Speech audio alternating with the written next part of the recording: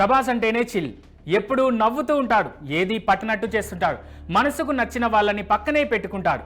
కలిసిన వాళ్ళకి కడుపు నింపనిదే వదిలిపెట్టేది లేదంటాడు. అందరినీ నోరారా డార్లింగ్ డార్లింగ్ అని పిలుస్తుంటాడు. అలాంటి ప్రభాస్ ఇప్పుడు మేకర్స్ తీరుతో కాస్త అసహనానికి గురవుతున్నాడట. ఆ అసహనంతోనే వారికి డెడ్ లైన్లను గీస్తున్నాడట. ఓ పక్క వరుస పాన్ ఇండియా సినిమాలు, ఇంకో పక్క గాయాలు.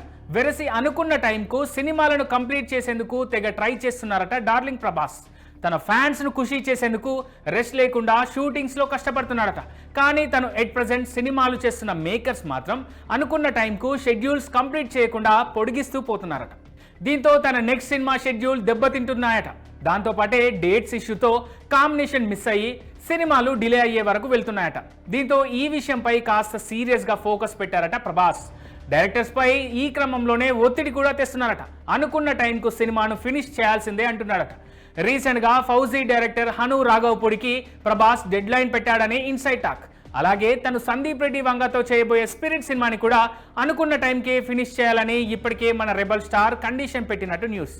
ఇలా మేకర్స్ను పరిగెత్తిస్తూ కమిట్ అయిన సినిమాలను తొందరగా ఫినిష్ చేసేందుకు తెగ ప్లాన్ చేస్తున్నారట ప్రభాస్.